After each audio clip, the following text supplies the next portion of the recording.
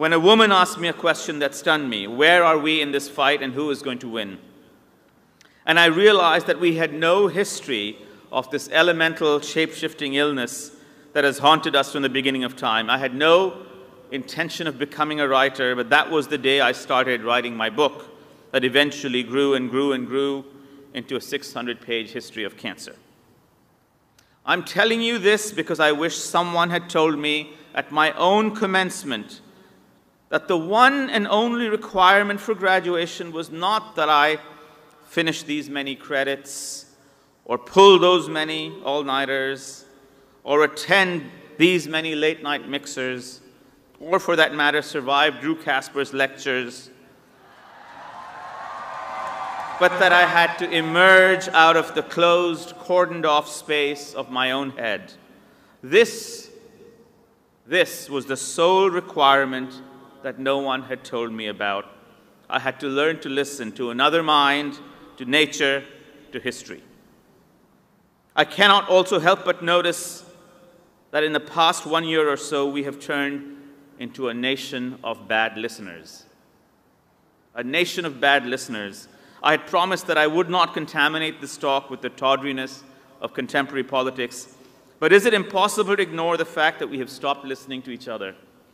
Or, for that matter, stopped listening to the lessons of the past or to natural laws?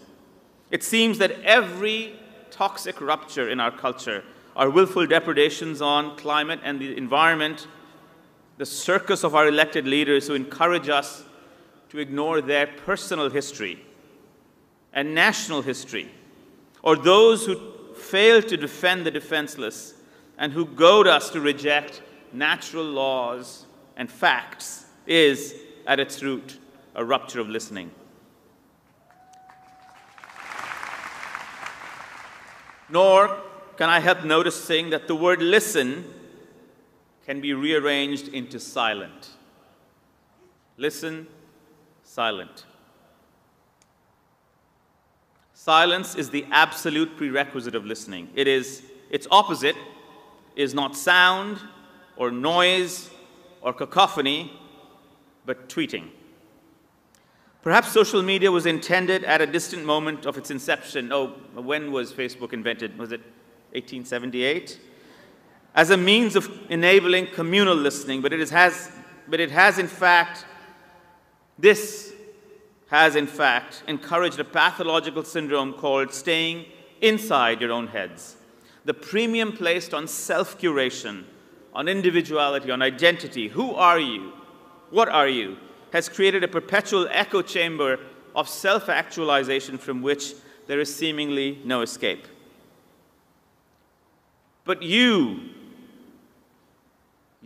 of course, will be part of the listening generation.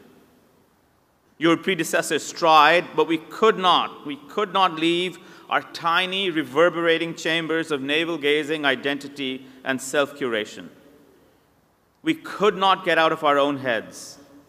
We had plenty of tools, social media, cell phones, emails, but we mistook them. These were hearing tools, not listening tools. You, however, are part of the new order. You will learn to hear each other out and listen to each other. Learn to inhabit each other's joys and sufferings. You will fight on, but you will listen in.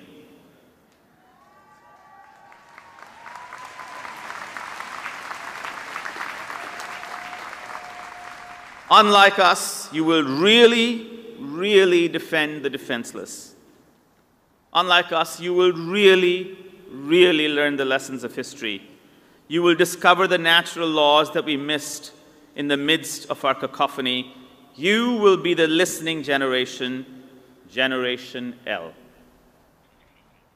The irony of this talk has not escaped me. I've spent 12 minutes talking to you about listening. Only pathological people speak like this without listening, and so now it's time for you to carry the conversation forward. Congratulations again, Generation L. Congratulations to your parents, to your friends, to your families, to everyone who supported you,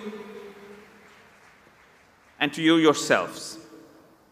Go, get out of your heads, go out into the world and listen to it.